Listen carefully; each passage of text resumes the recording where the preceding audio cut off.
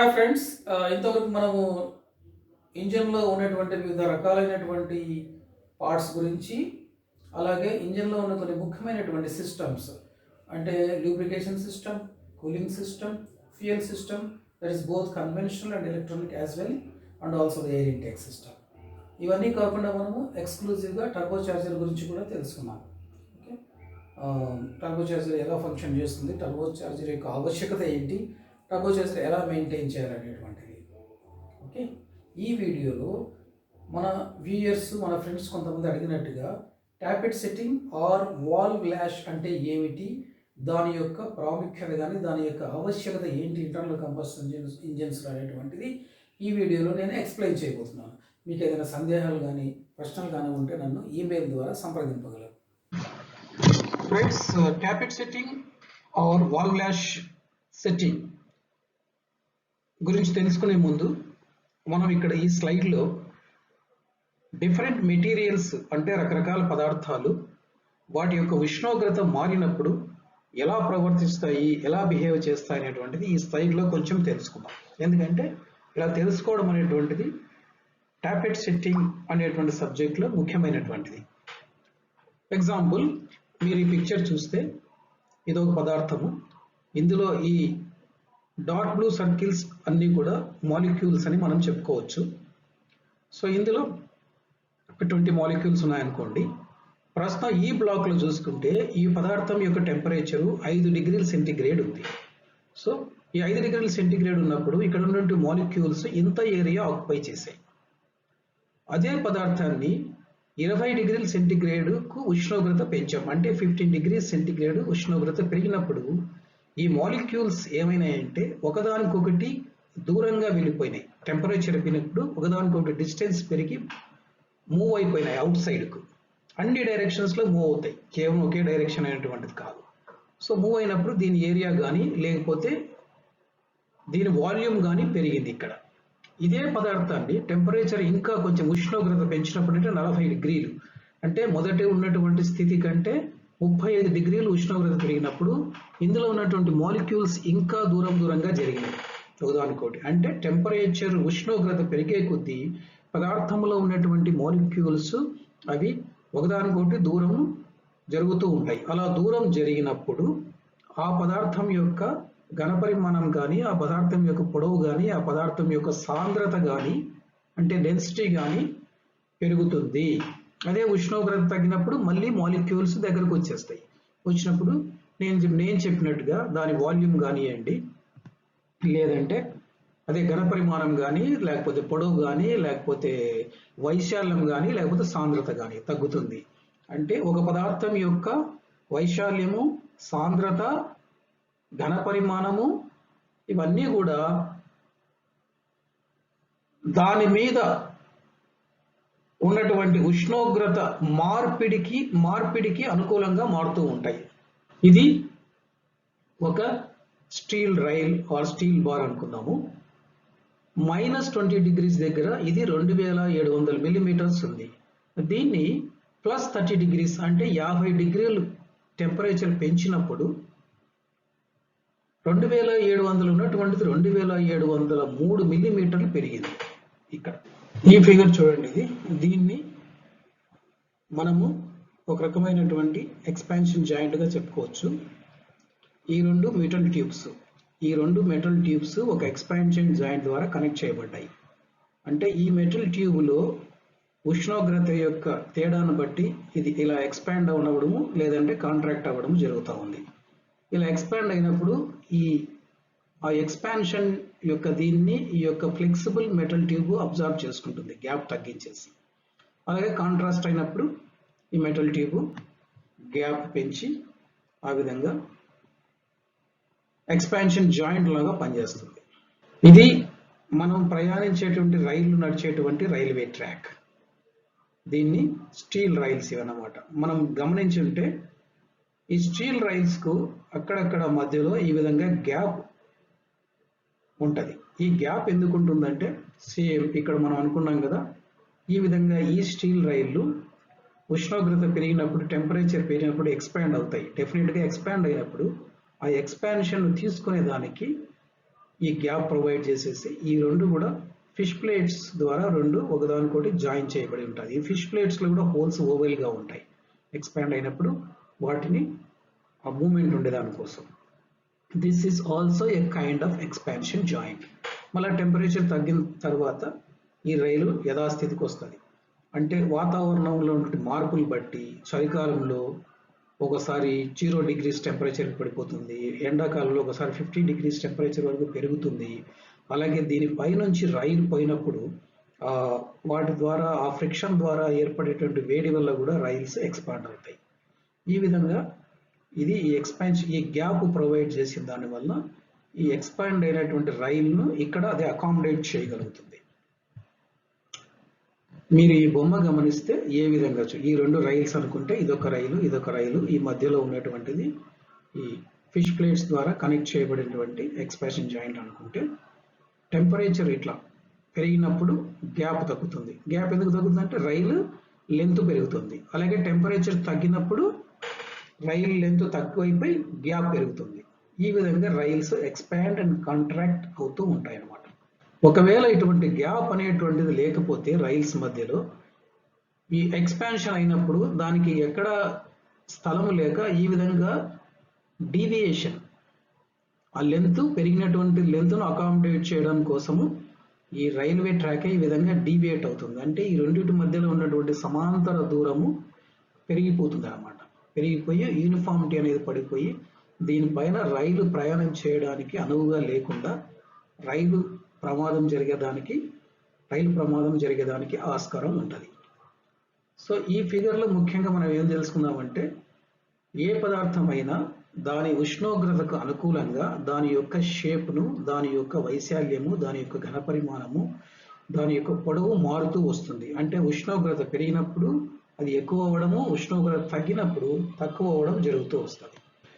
ఇది ఫ్లైఓవర్ మీద వేసినటువంటి రోడ్డు మధ్యలో ఉన్నటువంటి ఎక్స్పాన్షన్ జాయింట్స్. ఇక్కడ రకరకాల మెటీరియల్స్ పెడతారు. రబ్బర్ ఉంటుంది, లేకపోతే కార్క్ ఉంటుంది, కుషన్ ఉంటుంది. ఈ రోడ్డు బ్లాక్స్ ఎక్స్పాండ్ అయినప్పుడు ఆ గ్యాప్ తగ్గినప్పుడు కుషన్గా పనిచేసేదానికి, అలాగే ఈ టెంపరేచర్ మళ్ళీ తగ్గినప్పుడు ఇది కాంట్రాక్ట్ అయినప్పుడు ఈ గ్యాప్లో మళ్ళీ ఈ గ్యాప్ ఫిల్అప్ చేయడానికి ఈ యొక్క కుషన్ మెటీరియల్ ఇక్కడ ఉంటుంది. ఇవి కూడా ఒక రకమైనటువంటి ఎక్స్పాన్షన్ జాయింట్, ఈ బి షేప్లో ఉన్నటువంటివి. నెక్స్ట్ ఇక్కడ కూడా కొన్ని ఎక్స్పాన్షన్ జాయింట్స్ మీరు చూడొచ్చు. ఇవి జనరల్గా మన కాంక్రీట్ స్లాబ్లో వాడేటువంటి ఎక్స్పాన్షన్ జాయింట్స్. ఇది ఒక రకమైనటువంటి ఈ ఎక్స్పాన్షన్ జాయింట్స్ అన్నీ కూడా దీని మెయిన్ పర్పస్ ఏంటంటే, ఇది చూడండి, ఈ రెండు కాంక్రీట్ బ్లాక్స్ అనుకుంటే టెంపరేచర్ పెరిగినప్పుడు దగ్గరకు వస్తున్నాయి, టెంపరేచర్ తగ్గినప్పుడు వెనక్కి వెళ్తున్నాయి. దీని మెయిన్ పర్పస్ ఏంటంటే, ఈ వాతావరణంలో జరిగేటువంటి మార్పులకు అనుగుణంగా వీటి యొక్క షేప్ కానీ సైజ్ కానీ పెరిగినప్పుడు వాటిని అకామిడేట్ చేయడం కోసం ఈ గ్యాప్ అనేటువంటిది ఎక్స్పాన్షన్ జాయింట్స్ అనేటువంటివి ప్రొవైడ్ చేయబడ్డాయి. పొరపాటున ఈ ఎక్స్పాన్షన్ జాయింట్స్ అంటూ లేకపోతే వీటి మీద ఇంటర్నల్ స్ట్రెసెస్ పెరిగి ఈ బ్లాక్స్ మీద, ఈ రోడ్స్ మీద క్రాక్స్ డెవలప్ అవుతుంది. So expansion joints are must, and providing the gap between the metal blocks or rails is a must to take care of the climatical or temperature changes. Wall lash setting or tappet setting గురించి మాట్లాడుకుందాం. ఇది animation చూసుకోవచ్చు. Camp shaft తిరుగుతుంది, wall టాపెట్, తర్వాత push rod. ఆ push rod rock around పైకి lift చేస్తే ఇక్కడ ఉన్నటువంటి ఫల్క్రమ్ మెకానిజం ద్వారా ఇక్కడ వాల్వ్ కిందికి నెట్టబడుతుంది. సో ఇక్కడ మీరు గ్యాప్ గమనించండి. ఆపరేట్ చేసినప్పుడు ఈ గ్యాప్, ఆ గ్యాప్నే valve lash are tappet clearance అని చెప్పి చెప్తాం మనం. ఇక్కడ మస్ట్ అండ్ షుడ్ గా గ్యాప్ ఎందుకు ఉండాలో ఈ పార్ట్కి మీకు అర్థమై ఉంటుంది. ఇక్కడ ఉన్నటువంటి గ్యాప్ను అంటే వాల్ స్టెమ్ టాప్ టిప్ లో నుంచి ఈ రాకర్ ఓరం మధ్యలో ఉన్నటువంటి గ్యాప్ ను మనము valve lash clearance or tappet clearance అని చెప్పి చెప్పబడతాం. ఓకే, వాల్వ్ షేప్ ఈ విధంగా ఉంటుంది. ఇది వాల్వ్ ఫేస్, ఇది వాల్వ్ స్టెమ్. వాల్వ్ స్టెమ్ మీరు చూస్తే ఒక పెక్యులర్ షేప్ లో ఉంటుంది. దీని డయామీటర్ అతి తక్కువగా ఉండి పొడవు చాలా ఉంటుంది. అంటే ఇందులో ఏవైనా ఉష్ణోగ్రతలో మార్పు జరిగితే ఈ వాల్ స్టెమ్ ఎక్స్పాన్షన్ అవ్వడము లేదంటే కాంట్రాక్ట్ అవ్వడము. టెంపరేచర్ తగ్గినప్పుడు దీని లెంత్ తగ్గుతుంది, టెంపరేచర్ పెరిగినప్పుడు లెంత్ పెరుగుతుంది.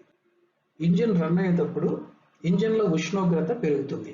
ఆ ఉష్ణోగ్రతను రెగ్యులేట్ చేయడానికి ఇంజిన్లో కూలింగ్ సిస్టమ్ అమర్చబడి ఉంది, అలాగే లూబ్రికేషన్ సిస్టమ్ కూడా ఉంది. మెజారిటీ ఆఫ్ ద హీట్ను కూలింగ్ సిస్టమ్ బయటికి పంపిస్తే కొంత అమౌంట్ ఆఫ్ హీట్ను లూబ్రికేషన్ సిస్టమ్ కూడా బయటికి పంపించేస్తుంది. అది కాకుండా ముఖ్యంగా కంబషన్ ఛాంబర్లో డీజిల్ ఇంజెక్ట్ అయ్యి కంబషన్ ప్రాసెస్ జరిగినప్పుడు సిలిండర్లో ఉన్నటువంటి అంటే పిస్టన్ క్రౌన్ నుంచి సిలిండర్ కింద ఉన్నటువంటి భాగాన్ని కంబషన్ ఛాంబర్ అంటాము. ఆ కంబషన్ ఛాంబర్లో 1500 degrees వరకు టెంపరేచర్ ఉంటుంది. 1500 degrees సెంటిగ్రేడ్ వరకు టెంపరేచర్ డెవలప్ అవుతుంది కంబషన్ ప్రాసెస్లో. ఆ హై హీట్ జోన్ ఏరియాను ముఖ్యంగా 3 భాగాలు ఎల్లప్పుడూ ఫేస్ చేస్తూ ఉంటాయి. ఒకటేమో ఈ వాల్వ్, ఎందుకంటే ఇదంతా కంబషన్ ఛాంబర్. రెండవది సిలిండర్ హెడ్ బాటమ్ సర్ఫేస్. మూడవది piston crown, valve face and cylinder head bottom surface. అంటే ఈ 3 భాగాలు అత్యధిక ఉష్ణోగ్రతను ఎప్పుడు ఫేస్ చేస్తూ ఉంటాయి అన్నమాట. ఇందులో ఈ వాల్వ్ షేప్ ఈ విధంగా ఉంది కాబట్టి ఎప్పుడైతే ఈ అత్యధికమైన ఉష్ణోగ్రతను ఫేస్ చేస్తుందో ఈ యొక్క వాల్వ్ స్టెమ్ అనేటువంటిది ఎక్స్పాండ్ అవుతుంది అనమాట. ఆ ఎక్స్పాండ్ అయినప్పుడు ఈ క్లియరెన్స్ లేకపోతే దీని మీద లోడ్ వచ్చేస్తుంది. తర్వాత ఈ వాల్వ్ మెకానిజం, ఆపరేటింగ్ మెకానిజం అంతా డిస్టర్బ్ అవుతుంది. అలా డిస్టర్బ్ కాకుండా ఉండాలంటే ఇక్కడ మనము కొంచెం గ్యాప్ మెయింటైన్ చేయాలి. ఆ గ్యాపే ట్యాపెట్ క్లియరెన్స్. ఎంత గ్యాప్ ఉండాలి అనేటువంటిది depends on so many factors. ఈ valve size, valve stem length, సిలిండర్లో ఉన్నటువంటి కంబషన్ ఛాంబర్ వాల్యూమ్, ఆ కంబషన్ ఛాంబర్లో ప్రొడ్యూస్ అయ్యేటువంటి అమౌంట్ ఆఫ్ పవర్, ఇవన్నీ కూడా క్యాల్కులేషన్ చేసుకొని ఇక్కడ ఎంత గ్యాప్ ఉండాలనేటువంటిది ఇంజిన్ మ్యానుఫ్యాక్చరర్ డిసైడ్ చేస్తాడు. ఇంజిన్ మ్యానుఫ్యాక్చరర్ డిసైడ్ చేసినట్టుగా డిసైడ్ చేసినట్టుగా మనం ఇక్కడ ట్యాపెట్ క్లియరెన్స్ మెయింటైన్ చేయాలి. ఇంకో ముఖ్యమైన విషయం ఏంటంటే ప్రతి ఇంజిన్లో కూడా ఎగ్జాస్ట్ వాల్వ్ యొక్క ట్యాపెట్ క్లియరెన్స్ ఇన్లెట్ వాల్వ్ కంటే కూడా ఎక్కువ ఉంటుంది. ఎందుకు ఎక్కువ ఉంటుందంటే ఈ ఎగ్జాస్ట్ వాల్వ్ చుట్టూ ఈ ప్యాసేజ్లో ఎప్పుడు కూడా ఎగ్జాస్ట్ గ్యాసెస్ బయటికి పంపబడుతుంటాయి. ఇన్లెట్ వాల్వ్తో అయితే ఫ్రెష్ ఇన్లెట్ వాల్వ్స్ లోపలికి వస్తూ ఉంటాయి. అంటే కంబషన్ ఛాంబర్ ద్వారా హీట్ అయినటువంటి ఇన్లెట్ వాల్వ్ అది కొంతవరకు కూల్ చేయగలుగుతాయి. కానీ ఇక్కడ అట్లా కాదు, ఇంకా హీట్ చేస్తూ పోతాయి. అంటే the amount of heat absorbed by the exhaust valve is comparatively more than the amount of heat absorbed by the inlet valve. So దీనికి ఎక్కువ ఎక్స్పాన్షన్ అవుతుంది. అందుకని ఇక్కడ ఎక్కువ గ్యాప్ మెయింటైన్ చేయాలి. ఇక వాల్వ్స్ అరేంజ్మెంట్ చూసుకుంటే కొన్ని ఇంజిన్స్లో, పర్టికులర్లీ స్మాల్ ఇంజిన్స్లో ఒక్క సిలిండర్కు 2 వాల్వ్స్ ఉంటాయి. అంటే ఒక ఇన్లెట్ వాల్వ్, ఒక ఎగ్జాస్ట్ వాల్వ్. ఆ విధంగా ఉన్న వాటిలో ఇది పుష్ రాడ్, ఇవన్నీ కూడా అడ్జస్టింగ్ స్క్రూ అంటే ట్యాప్ అడ్జస్టింగ్ స్క్రూ, ఇదేమో లాక్ నట్, ఇదేమో రాకర్ షాఫ్ట్, ఇది రాకర్ లీవర్. వీటి మీద this is a kind of fulcrum shaft is there. ఇదేమో ట్యాపెట్, ఇదేమో రాకర్ లీవర్ అదర్ ఎండ్, ఇదేమో valve stem top portion. Okay, so ఇది ఇలా పైకి పోయినప్పుడు ఈ ఫల్క్రమ్ అరేంజ్మెంట్ ద్వారా ఇది కిందికి వచ్చి ఈ వాల్ను ప్రెస్ చేస్తుంది. ఇక్కడ ఉన్నటువంటి చూపించినటువంటి గ్యాప్ ఏదైతే ఉందో దీన్ని tappet clearance or valve relation చెప్పి మనం అంటాం. ఇది ఈ పర్టికులర్ అరేంజ్మెంట్ ఒక సిలిండర్కు 2 వాల్స్, ఒక ఇన్లెట్ వాల్, ఒక ఎగ్జాస్ట్ వాల్. ఈ పిక్చర్ చూసుకుంటే ఈ అరేంజ్మెంట్ ఏంటి, డైరెక్ట్గా ఇక్కడ రాకర్ ఆర్మ్కి వచ్చింది. ఇక్కడ ఈ వాల్ స్టెమ్స్కు అండ్ రాకర్ ఆర్మ్కు మధ్యలో ఇంకొక ఐటమ్ ఉంది, దీన్ని క్రాస్ హెడ్ అంటాం.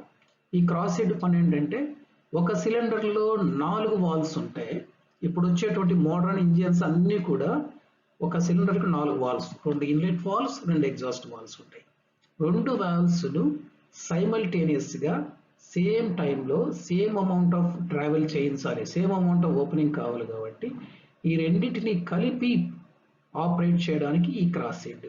ఈ క్రాస్ హెడ్ సెంటర్లో రాకర్ ఆర్మ్ ఉంటుంది. ఈ రాకర్ ఆర్మ్ క్రాస్ హెడ్ను ప్రెస్ చేస్తే ఈ క్రాస్ హెడ్ వాల్స్ని ప్రెస్ చేస్తాడు.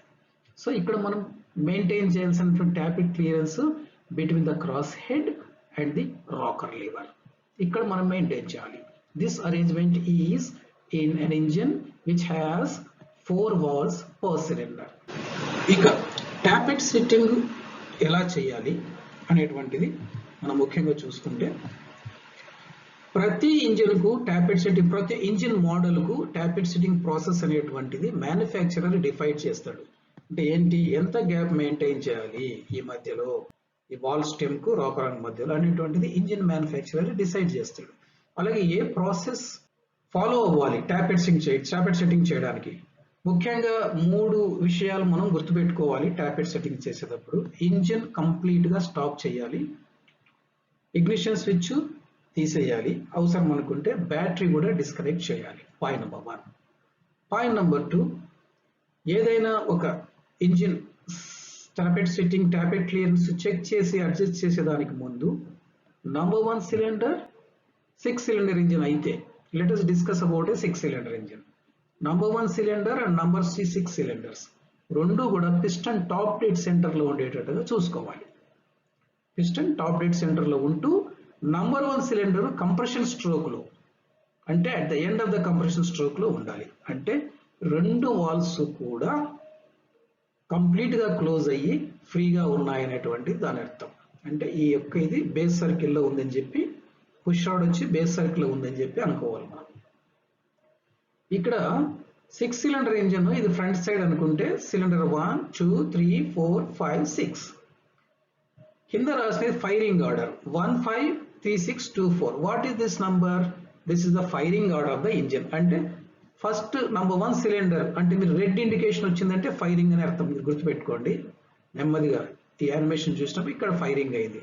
1 తర్వాత 2 ఫైర్ అవ్వదు, 1 తర్వాత 5 ఫైర్ అవుతుంది, 5 తర్వాత మళ్ళీ అగైన్ 3, మళ్ళా తర్వాత again 6, then next 2, next 4, 1 5 3 6 2 4 is the firing order for a 6 cylinder inline engine. ఎందుకు ఈ విధంగా ఫైరింగ్ ఆర్డర్ డిజైన్ చేశారంటే, మెయిన్లీ ఈ crank shaft balancing is most important. ఇక్కడ ఒకసారి ప్రెజర్ వచ్చేస్తే దీని ద్వారా పవర్ స్ట్రోక్ ద్వారా, సో నెక్స్ట్ వచ్చేసి ఇక్కడ రావాలి. ఈ విధంగా క్రాంక్ షాఫ్ట్ బ్యాలెన్సింగ్ ఒకటి, రెండవది ఇంజిన్ లో పవర్ స్ట్రోక్ ద్వారా వచ్చేటువంటి వైబ్రేషన్స్ తగ్గించాల్సిన అవసరం ఉంటుంది. అది కూడా దృష్టిలో పెట్టుకొని ఈ ఫైరింగ్ ఆర్డర్ అనేటువంటిది ఇంజిన్ మ్యానుఫ్యాక్చరర్ డిజైన్ చేస్తాడు. సో ఇక్కడ చూసుకుంటే ఇది 1 2 3 4 5 6. ఈ డార్క్ కలర్ ఉన్నటువంటివి ఏమో ఎగ్జాస్ట్ వాల్స్, ఇవేమో ఇన్లెట్ వాల్స్. ఈ విధంగా సో ఇందాక చెప్పినట్టుగా ప్రొసీజర్ ఏంటనేటువంటిది ప్రతి ఇంజిన్ సపరేట్ ఉంటుంది. ఆ ప్రొసీజర్ బట్టి ఫాలో అవ్వండి.